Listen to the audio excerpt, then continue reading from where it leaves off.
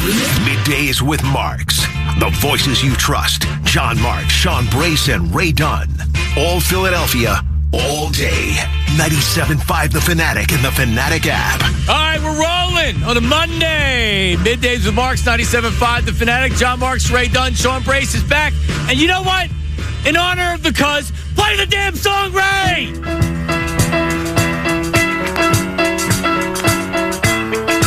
Sean Brace is back. Hey! Good morning, Sean Brace. Great to be back. Ray Dunn is alive, and he's standing up. Kind of. He's sitting down. Oh, I've been up for a while now, Johnny. Bring it up. City of winners. Let's hear it. Everybody for Philadelphia, 76ers. 44 years. Then to win a series like that, it was not unexpected. I think we felt it on Friday. And it wasn't one of these fan things where you think your team's going to win the day before a game or the day of the game. No, it felt like they had the momentum. And what a game it was, man. They came out early. They dominated early. Boston made it very close. And let's face it, if Boston makes a three-pointer in any of those situations late in the fourth quarter, might have been different. But, man, Embiid carried them. Maxey closed it. Maxey scored the last 8 points for the Sixers. Yes. What a game, what a performance. And, Sean, welcome back. Proud of the 76ers. Yeah, there you go. Proud of Joel Embiid. Yeah, man. Took a lot of fight. This team goes down the way they did in Game 4, where you had the coach questioning effort, and all they did was just run 3 straight. They've never won a series down 3-1 in Boston. I think the Celtics have won the last 6 series straight against them. Yeah, but I leave for a couple days, and we are in the twilight zone. The Sixers go on the road to win Game 7 with Embiid. Harden goes out in Game 7 and gets a W, and Tobias Harris goes for 30 in a Game 7 performance. Where am I at right Just now? like we drew it up. Toby and Bobby, Tobias Harris at 30. What the hell is going on out there? So this is potentially a legacy-changing series win for Joel Embiid and really the entire process era of the 76ers. Now, if they don't win this series against the Knicks, then this is just kind of a feel-good story, and I think everybody saves their job. But this is the opportunity for Joel Embiid to literally rewrite his legacy. Because as great of a player as he is, and he's an all-time Sixers player, he's the most talented athlete in Philadelphia that I've ever seen, the most talented athlete in my lifetime that I can remember. His number will be retired. They'll be up and around. All that stuff. All that jazz. Statue at the press facility. Well, yeah, that's happening. All right. I love that. That gets people all worked up when I say that. But stop it. Getting me off center here. So, all those things. The Celtics were up 13 points in the third quarter of Game 5. They were up 13 points, up 3-1 in Game 5. And from that moment, the Sixers took over, and they did it not because Joel Embiid was super-duper dominant and they couldn't stop him, and that was part of it, because for the first time that I can remember in this run, in this era, they were a team, and they were all pulling in the same direction, and they believed in each other. Tyrese Maxey believed in Joel. Joel believed in Tyrese Maxey. He didn't have to overdo it. They didn't have to overuse him. His Game 6, he went 6 of 18 from the floor, and he played a great game despite missing 12 shots because other guys stepped up. This is a potentially legacy-changing run for the Sixers this year. Now, that's that, because we'll talk about this Boston game because it was a great game, and what a comeback by the Sixers. Now you got the Knicks starting the night, and the Knicks aren't any joke. This is going to be a hell of a tough series, and you know what? This team, the way that they're playing, the confidence that they're playing with, and the fact that they are united and it feels like everybody's pulling together, the chemistry is there. I love the Sixers' chances in this series, Sean. Well, you said a lot there. I would, look, you're right about everything coming together and hitting its stride. There's no arguments there. Of course, Tyrese Maxey taking the baton and running with it, closing out ice in his veins. But it starts and ends with the big man. The big man returning 17 days after the appendectomy. I'm trying to talk here. After Good job. 3 days straight, yeah. Was everything. Because if he doesn't return, they don't win. I don't think anybody's here to argue that. No. Right? 4 straight games, 26, 33, 19, and 34. They did not have an answer for him, and it starts and ends with Joel Embiid. And man, what a series it was to go back and forth with those players. And, you heard what Peyton Pritchard said before the series even started. That got him going a little bit from Joel Embiid's perspective. But to fight back after major surgery like that, and I think the average was 24 days for other athletes. Joe Burrow missed a full month of NFL action when he got it done with the Bengals. So it was a gutsy and then beyond performance for Joel Embiid. And John, look, yeah, if Joel Embiid is healthy, sure. But he's already dealing with some issues right now, the hip. Okay, so I'm with you. I'm fired up. I like their chances against the Knicks. I do. There's a lot of hate. There's a lot of venom. That series in 24 was awesome. Even though we lost 4-2, that was a great series. And, by the way, little different ball game with Cat being involved. He wasn't there last year or 2 years ago in that series. So we're going to break this one down every which way, but it comes down to the health of the big man. If Joel Embiid is able to give you what he did, am I asking for too much in those 4 games? They can win this series. Mm-hmm. But that's playoff basketball, too. Yep. Yeah, Nick Nurse outcoached Joe Mazzulla. I don't know what the hell Joe Mazzulla. You know how many minutes combined their starting 5 played together all on the floor at the same time, Ray? 0. It looked like it. Yeah, Mazzulla, man, I don't know what the hell went on. He got a little bit too crafty, a little bit too in his own head with some of the decisions. My guy Julian Edlow at DraftKings, a very, very level-headed dude, known him, been doing stuff for 8 years with him. He was calling for his firing. What? Wow. Snap of the fingers, things change quickly. But that's how bad he mismanaged that series, in his opinion. I don't know. I thought he got a little cute, right? But, they were trying to combat. They were getting their ass kicked, and they were desperate. Yeah. Now, maybe you do that in Game 6, or maybe you do that in the second half of Game 6. But to start, Vukovic didn't play a minute. He didn't play. Which DMP, didn't surprise me. But anyway, we'll talk about that. Jaylen Brown. Man, he's a number 1 seed for being a whiner, man. I can't believe it. I used to respect this guy. I used to think, this dude's good. Well, he's reinventing the wheel, too. He did his post-game show last night via the stream. Oh, I saw. He was, it's like John Madden with the clicker. And then he supposedly switched. And then he deleted it? People weren't grabbing videos? Oh, it looks so bad. Oh, thank God we got the tapes. And it's a matter of time. Yeah, and we'll play that for you. Ray, remember when, and I remember Uncle Jamie texted me and said, should Embiid even come back? And I remember Sean, we were saying you're not winning this series without Embiid. I get it. They had a really competitive game without Embiid. They won a game without Embiid. But the only way you're going to win this series is with Joel Embiid. That's it. And I get it. He's a lightning rod and everything else. I'm that's why for everybody out there that thinks, and I'm not even talking about trading Embiid in the offseason like we were saying before. I was talking about for that series. For every idiot radio host that said this, that may be opposite of us right now, that's oh, you don't play Embiid. And what did I say to that, Ray? I said, I can't play make-believe here. We can't pretend that they're not going to allow Embiid to play. When Embiid says he's ready to play, they're going to let him play. I'm not going to play this game where we say oh, I believe they're better off without playing Embiid. And you say, no, they have to play Embiid. 610-632-0975. And you come up with these fake takes to try to drive conversation. I can't do that. I'm not going to do that. They were going to play Joel Embiid. And that's why. Because he came back in and he changed that series. They had no answer for him. And I'll tell you this, the Celtics, what they do in the offseason, how they construct their team in the offseason, they're going to be looking at what Joel Embiid did to him in that series. Oh, absolutely. And you would wonder if that changes the analytical approach, too. Live by the 3, die by the 3, and the Celtics clearly did.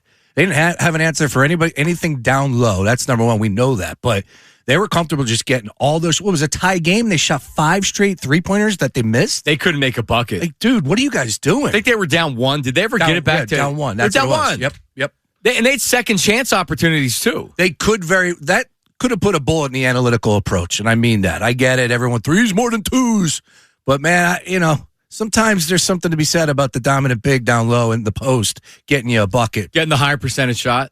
They really struggled shooting the 3. Yeah, they did during the series. Oh, it was bad. The games that they lost is because they couldn't nail 3, and it's like hitting a home run in baseball. Live by the 3, die by the 3. Mm-hmm. In October, when it's not as warm and you're not hitting 2 home runs in a game, it's tough to score runs. We saw that with the Phillies back with Ryan Howard and those guys. All right, check it out. Here's the phone number: 610-632-0975. Jump on. We'll run through some calls, 610-632-0975. That is the number to dial in. It's also the number, Sean, for the Davis Honda text line. Feel the Davis difference. All right, you can send a text, name, location, occupation, but you can also send the voice memo, which we will run through. I'm sure there's already some waiting for us. 610-632-0975. Send the voice memo. What does this series do? What did this series do for Joel Embiid's legacy? And does it matter if they don't win this next series against the Knicks? 610-632-0975. We will also relive Game 7. And what do you make of their chances against the Knicks? All of that is coming up next. It's Middays with Marks, 97.5 The Fanatic. Middays with Marks, with John Marks and Ray Dunn. 97.5 The Fanatic and 97.5thefanatic.com. Here's Brown for three. No good. Long rebound. Jaylen Brown gets it to White. It's up. It's no good. Rebound Maxey. 20 seconds to go. And Boston fouls. Jaylen Brown shot a three. Derek White shot a three. Derek White into the catcher's crouch. He is winded, gassed, and he is holding his shorts. Maxey with 2 free throws. The crowd is leaving in Boston. Yeah, Derek White shot it really well early. He kind of kept him in the first quarter, and then he finished like 9 for 26. He was awful after that. Did you see what happened? Say it, Ray. Oh, VJ, man. In there. Yeah, Rookie, halftime. Give me Derek White. VJ requested to guard Derek White. Shut him down. There's been multiple times this year that I've said, can we just keep it simple and just have Tyrese Max or VJ just defend their best player, because you see the athleticism. But that's not how Nick Nurse normally approaches things, right? And I'm not here to argue, because clearly his coaching style, I know there were people that were down on Nurse, but the only reason why they were able to win Game 2 and Game 3 was because of the fact that the defense was playing really well.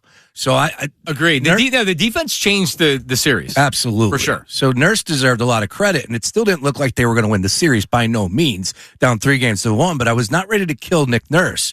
But for him to sit there and say, all right, Rook, you want that challenge? Go right ahead. Knock yourself out. And he did it. Oh, by the way, scoring 20 points in a Game 7. This is a rookie. This isn't supposed to happen. Man. A rookie that they need to produce. That's a whole different story. All right, let's check the Davis Honda text line before we go to the phones here. There's something about Sean on here there, Raymond? Yes, we got a good friend, Pook Indelco, asking Sean about his shoebox bet. How are the financials looking like today? I took a little hit. Sean bet $50,000 to win. The bank, Don't know basketball. the bank called, and I did not pick up that phone by no means. So, yeah, the shoebox. This is bad. This is very The bad. shoebox is empty. However, I do from January have a Sixers to win the Eastern Conference. So if we do get there, maybe I can get some You'll plus bounce money back. some of it back. Just not as much as $50K. Let's just put it that way. Can you write that off your taxes for next year? Is that a I got a Your deed. team, your town, your There you Philadelphia go. 76ers are contenders for the East. It's as simple as It's that. as simple as that. And with only 4 teams remaining, are they or are they not contenders in the East? Oh, they're contenders to go to the NBA Finals. Yeah. Wait, do you really believe that? Yeah. Man. So they're underdogs. They are. They're underdogs against the Knicks. Yeah. They're not huge underdogs against the Knicks. They were huge underdogs against the Celtics. Yep. Can you ride the momentum from one series to the next? The Knicks are a different team, right? Yeah. So it's different matchups, different style of play. I mean, I can't wait to see. I can't wait to see what happens. But yeah, I mean, Detroit ended up squeaking out that series. They could beat got the Detroit. win. They could beat Detroit. They can beat anybody left in the playoffs. I agree. I think the Knicks.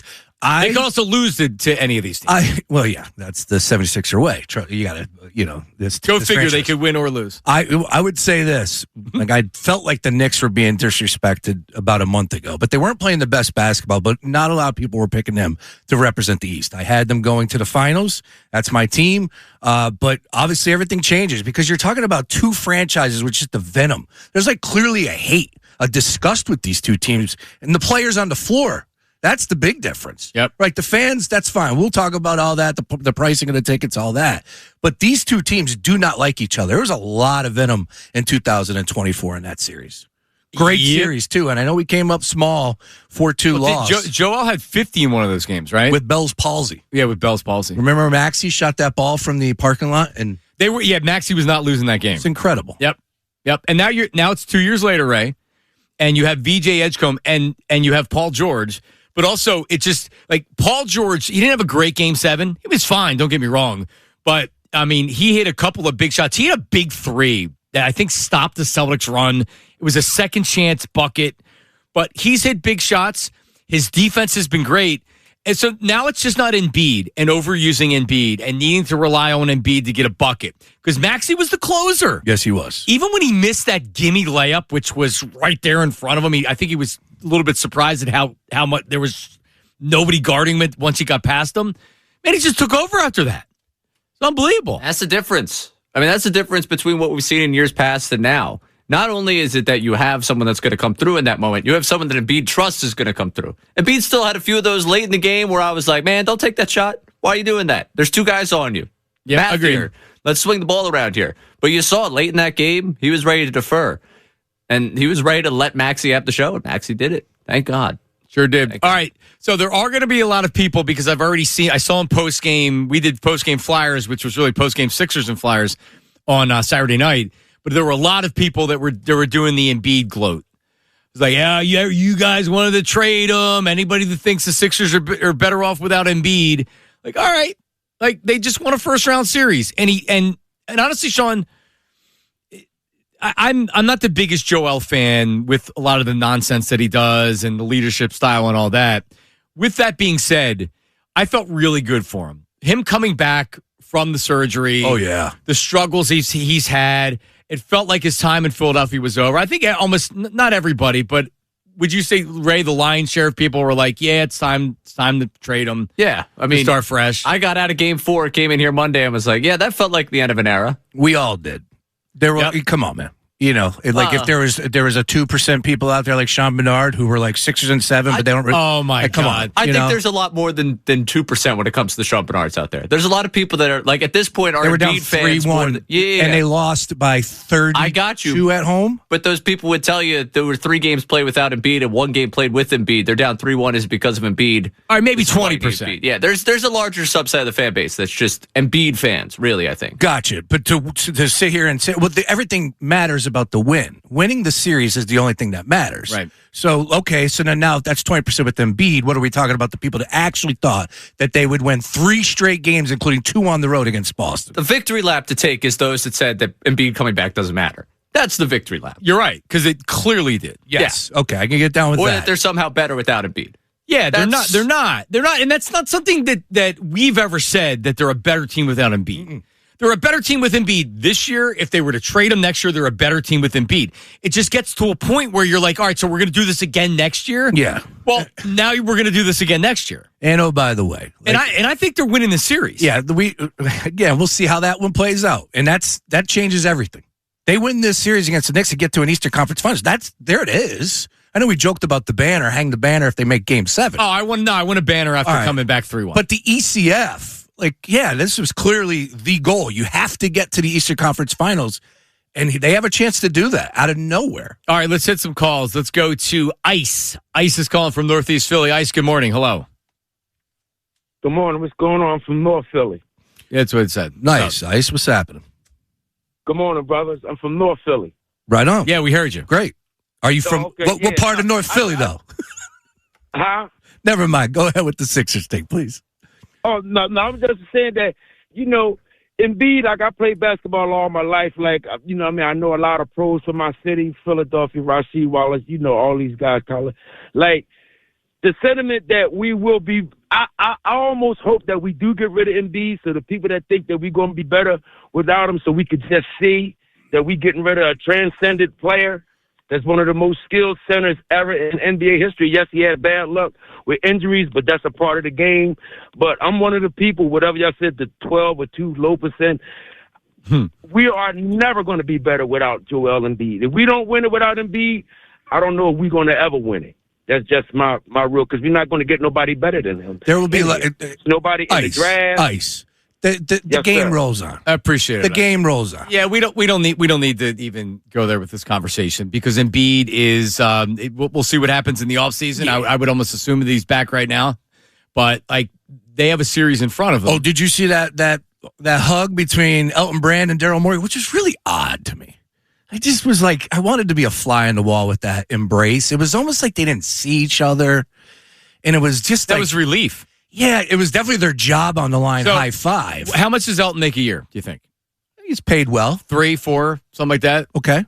Daryl makes 12, I believe. That was a $16 million hug because both of those guys are going to be back next year. You're damn right it was. Right? It was just a very odd. I'm like, I wonder if like those guys are seeing each other throughout the course. Like it was just weird. And We haven't seen either one of them in how long? Correct.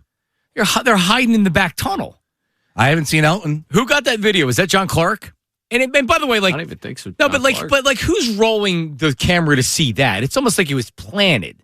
You're like, all right, here's Daryl and Elton. Now does Daryl Morey, like, now as he come out of the shadows and now he reemerges and now you see his face again? He's always been welcome in my world. I want to see more of him. I mean, I'm not saying that. This whole season, I was asking where the hell he was. The template for what Daryl Morey and the Sixers are trying to do, we're witnessing it right now. We just didn't realize it was going to take until Game 4 or Game 5 of the playoffs to get it. Paul George, exactly why they signed him is what we saw in the series. Tyrese Maxey, young star. VJ Edgecombe, emerging rookie, like one of the best rookies, and he's going to be a star going forward. And Embiid healthy enough. You know, it's unbelievable. It really is. It's unbelievable how we arrived here. They beat the Celtics. They were 0-18 and down 3-1. Last 6. 44 years since they've beaten the Celtics. I mean, give me a break. Nobody. I was with 15 other dudes. There wasn't one person at the house that thought they were going to win that series. Not one person. Clearly down 3-1. Everybody felt good, though, after seeing Game 6. You were right about that. I didn't know what you guys were saying on Friday. But if you watched that game, and, oh, by the way, as I said, my buddy Julian up there, diehard Celtics fan, he was worried. And I'm like, ooh, that makes me feel really The Celtics good. look spooked. Yeah, they did. At the end of the game, they were like, is this really happening? And then Missoula comes in with guys that literally didn't play 1 minute together all year long, and then Tatum's out. And it was still a game, man. Yeah, Tatum out. It was still a game. Little tight hammy. That was his knee. Or tight knee, was it knee? Yeah, it's a knee. It's the other knee. The other leg. I knew that. It's the other leg. But he said it was just tightness, and I just assumed that it was, because he came back from that injury. Now it's the other leg. You overcompensate for the other leg. But still, Game 7, man. Don't you have to give it a try? I don't think it was up to him. Oof. I think it was the Celtics that took it. Now, like, I don't know what he was saying, but everything that I was listening to, I was listening to some Boston. I was watching our sister station the following morning on YouTube, the Sports Hub, and the guy that came on after their post-game show was screaming and yelling. It was great. I'm trying to get Nate to pull some of it. But, yeah, like, they were pissed, and they were just like, stop shooting the three! It's like the run the ball thing here. Up there, it's stop shooting three-pointers. So, Colin Cowherd got in his bag after this series. He compared Missoula to Sirianni. Oh, my God. And the comparison was hilarious because it's like, here's this guy, 5 seasons, you've seen a title, you've seen him go to the championship and lose, and then you've been totally confused by the other 3 postseason losses. Yep. And when they need an adjustment, you're just like, well, that adjustment, whatever he's trying to do isn't working. And I'm watching the video laughing because I'm like, I don't know if I want to make the comparison, but I'm glad someone else did so it could entertain me. Because it was hilarious to see him try and draw Missoula to Sirianni. Yeah, I mean, what he's saying about, really, Nick Nurse, I think we underestimated Nick Nurse and what the experience could bring. I mean, we talk a lot about Doc Rivers on the other end being a part of the being up 3-1 and losing. You imagine him coming back from being down 3-1, Doc Rivers, and out-coaching the other coach with adjustments? Not a went chance. Into the lab after Game 4. They did. Yeah, Nick Nurse deserves a lot of credit, but you know what? This entire team needs to be shown love. Joel Embiid needs some love, man. He does. Isaiah is calling from Georgia. Isaiah, go ahead. What's up? What is up, guys? What is up? Isaiah. I'm fired up tonight, man. Come on, man. Like, I don't understand how you guys, not you guys, but just people in general, if you watch that game, I'm talking Game 6, I'm talking Saturday night, you watch that game, and you see what not only Joel is doing, you're watching what Maxey's doing. You're watching what VJ, Paul George, guys off the bench, Quentin Grimes. Grimes. Had a good Game 6. And they swing it to VJ for the three. But, like, these guys are balling right now. And let me tell you, man, they're beating the Knicks. Like, 6-6. Like, it's done. Joel's on an all-time level right now.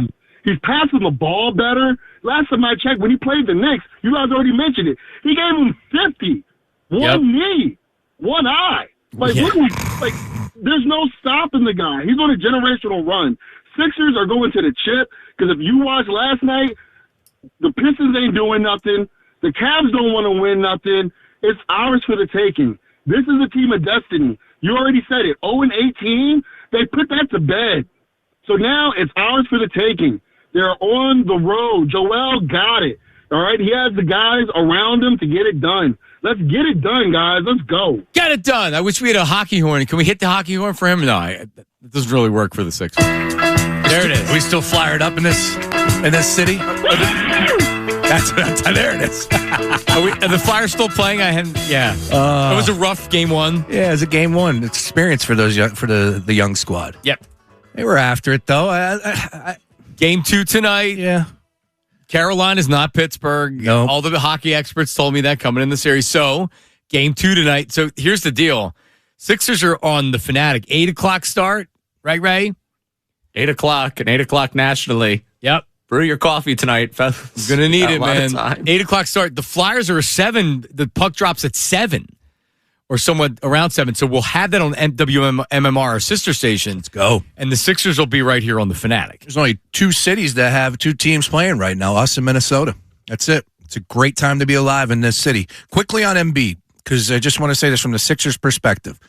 I always said that, one of the things that was going to my mind when we start talking about the future is like, if we're going to put all our eggs into the postseason basket, and I think that's what everybody should do. Here we are, staring it square in the face. Now, in that first series, there was a little bit of time off for Embiid. There was one game there was 3 days off. Other than that, it's 2. This second round is really difficult. It's boom, 2 days, boom, 2 days, boom, 2 days. The good thing is we're talking about short travel, only up to MSG. So these are the things that we're going to have to pay attention to. Like Joel Embiid, if the Sixers are going to beat the Knicks, I think we all have to be in agreement, right? They're not going to beat this Knicks team. This Knicks team is too damn talented with a number of weapons, including Karl-Anthony Towns. And that's going to be a difficult matchup for Embiid. I just think as far as offensively is concerned, what Towns brings to the table, Joel's going to have to guard that. Then he didn't have to worry about that with the Boston Celtics. And Towns shoots a 3, which means that Embiid's going to have to go out. I mean, they're going to pick and roll. Again, Nick Nurse, brother. Nick Nurse. You're right. The defense changed the series against the Celtics. Nick Nurse. You're right. And that's just a tough task for Nick Nurse, but damn right. That's why you get paid the money, right? Yep. And that's why he's a championship coach. He's got to come up with the way to stop it. So back to Embiid. It's really, really important that one of the great things he did against the Celtics, and like Embiid's always going to get excited and he's going to do some flopping and things like that. How about the stupid trainer of the Celtics wouldn't give him the ball? Oh, yeah. And he's got to go over there and try to wrestle it away from It's the most ridiculous stuff. Oh my God, it really is. Great. It is great, though. It's this great. This is the fun thing. And normally we come up short, so we can't do. enjoy these moments. I enjoyed it. Yes. Here's what I will say about Embiid. He's got to play within himself. He really let the game come to him in those last 3 games. He didn't overdo it. Even when he took 18 shots and he went 6 for 18, the passing was excellent. The rebounding was excellent. His defense was excellent. You can't let Karl-Anthony Towns get him too wild. And everybody's seen the tweet from 2019 where he's F-bombing, calling him a joke and things like that. He can't let that get in his head during this series, Ray. And I thought that was the good part of the way he played late after the Jaylen Brown thing. Because after the Jaylen Brown thing, I was like, oh, man, Embiid's decided he's got to put up 45 because he has to end Jaylen Brown himself. And then ultimately, it was like, oh, all right, there was a couple shots in there I didn't love, but everything kind of still flowed with the team. He wasn't like, off this switch, I'm going to try and guard Jaylen Brown one-on-one. He also realizes who he is defensively at this point. Yep. And that was hilarious. That block at the end of the first half, that next ensuing offensive possession, him just standing in the corner like, boys, I gave you everything my legs have for this first half. Tyrese, you got to take this shot because I'm behind in the corner. But I thought that was good by him because there was a moment after that Jaylen Brown back and forth between the two of them. I was like, uh-oh. He's going to try and go 1-on-5 because he wants to prove a message to Jaylen Brown and the Celtics. Yep. Yeah, there was a couple pivot points in the game. And if the Celtics would have hit one of those threes, it might have been for the Celtics. I thought for sure Pritchard was hitting that one in the corner. Oh, me too. I could not believe he missed it. Pritchard in the corner, and then the one I played coming back from break where Brown misses, then White gets it, and it's like... And he misses. Every single time in my missed. life I've watched this. Correct. Off the long rebound, that shot drops. Somebody else hits it. And you know that it's the nail. You know it. they hit it, and it's like they're going to lose this game, and they didn't hit it. And then Maxey went off, and he took over the game. But with Embiid, I mean, Sean, if you think about how big the series is, the Celtics and Knicks would have been a big series. The Sixers and the Knicks are a big series because they're going to be coming down here. The Knicks fans are going to be trying to get in. I love the fact that Embiid set the tone after the game saying, do not sell your tickets to Knicks fans. And then the Sixers aren't selling tickets to anybody outside of a Philadelphia zip code. Mm-hmm. So they're playing into it too, which is really like, hey, listen, and here's the other thing. As a fan, and if you're selling these tickets, back in 2024, you're talking about how great that series was. I don't remember it like that. I remember being embarrassed that they came down and kicked our ass. Yeah. I don't remember anything good about that series. But back then, I defended Sixers fans because I said, nobody thought they were going to win. They gave you no reason to believe you're going to win. Now they've given us every reason to believe they can win this series. So this really has to be. Hey, don't sell your. If you have tickets on the Game Time app. Or you have tickets on StubHub, whatever secondary market you use, take them off and try to put it on Facebook that you have 2 tickets and here's the price, and maybe someone will meet that number. Don't you put it on Game Time? I get it. You want to make money. I don't know if a lot of these tickets are national brokers and so it doesn't really matter. But if you're a local person that has tickets, do you know there's somebody with my name that has tickets that's selling it to Knicks fans? Over the years, I've had so many people that said, "Hey, I just bought tickets off you," and I'm like, "No, you didn't." I know a guy out there named Jonathan Marks that has tickets that he sells, and I've already seen it. I'm doing my part. Our season tickets, we bought more tickets. Good. Instead of just 2 lunatics down there, some of the games are going to have all 7 lunatics. Well, I think it's important to point out that season tickets, and the Sixers will appreciate this, the fact that you guys were season ticket holders and you guys got good, first dibs on some really good prices. Yeah. It tells you all you need to know that maybe you should be a season ticket holder. Just looking at the Knicks tickets, though, everyone's saying how cheap it is compared to MSG. MSG, you can get in there for $365 tonight. There's not a bad seat in the house. What's about Game 3? That's my point. It's the same price here versus MSG. Really? $365? Yeah, Game 2 is a little bit more. It's $442, but I can get you in there right now at $365. Get out for tonight. Yeah, look, and whatever. It kills me. Knicks have an unbelievable fan base. Point blank. End of story. Those dudes party. If it's a preseason game one, it's a good basketball team. It's not a fan base that I want to be a part of, but they get wild. And even in the Atlantic Hawks series, they were down there loud as can be in that series, right? They travel well. And they will be, you will hear them. They'll be there. Yeah. That's fine. You can't keep everybody out. They were there for Celtics Sixers. Yeah, I know. That was weird. There you go. I was ready to fight them after Game 4. It's like ball. Man. Bring it on, man. This is is it? I don't know. The reaction is, it's kind of weird. I don't know. It's hard to describe that they actually did it. Yeah, and they beat the Celtics. Now it's only round 1, so it's not like they're in the Eastern Conference Final. But it really sets up. This is not an easy series. The Knicks are a very good team, but I don't know. There's just something special with the way that they're playing together, and the fact that Nick Nurse is making a difference. And I wish they had one more player. I wish they had one more guy coming off the bench. Grimes was really good in Game 6. I wish they had one more guy that could hit a 3. Imagine that, if you had that guy. No, but to your point about it feeling weird, it's almost like, do we want to parade now? We just be yes, we should be living this up and going absolutely nuts like I was on Saturday night, like you were, like we all were. Yeah, not today. But now it's another round, and it's not even the ECF, and it's not the NBA Finals. It's the second bleeping round. So the Flyers make the second round. It sure seems like people realize this is the end. Maybe they come back in the win series. That'd be great. But just getting to the second round is a big accomplishment for the Flyers. Absolutely. Not the case for the Sixers. Making the Eastern Conference Final. If they make the Eastern Conference Final, I'm just telling you, that changes Joel Embiid's legacy a little bit. It means he's going to be here and they're not going to look to move on. It means you could possibly build on that. I don't know, man. This is such a big series for Embiid. That was such a big series. Right there, coming back from an emergency appendectomy. Oh, yeah, 4 straight games. And changing the series and winning in Boston. Unbelievable, man. Yeah. And I feel good for him. Yeah, you should. He's went through a lot. Everybody should feel good for Joel Embiid. I feel great for the team. Like you said earlier, proud. I'm proud of this team to show that fight and the resolve to come back and win 3 straight. 2 on the road in Boston, including Game 7. Come on. All right, coming up, we have a huge guest coming up at 11 o'clock. We'll tell you about that coming up. Also, our sister station in Boston, the Sports Hub, we have their post-game reaction. That's coming up next. Middays with Marks, 97.5. Middays with Marks, with John Marks and Ray Dunn. 97.5 The Fanatic and 97.5thefanatic.com. Here's Maxey. Maxey drives on Cada, puts it up, spins it off the glass and in. Maxey, an incredible field goal. Sixers by 3. Tom McGinnis on the call. You heard it right here on 97.5 The Fanatic. We're back. John Marks. Sean Brace is back. Maxey went on a 8-0 run to win that bad boy. Yep. Just ridiculous. So, real fast, coming up at 11 o'clock, Michael Jack Schmidt. Whoa. The Hall of Famer, Mike Schmidt. That's a pretty big gap.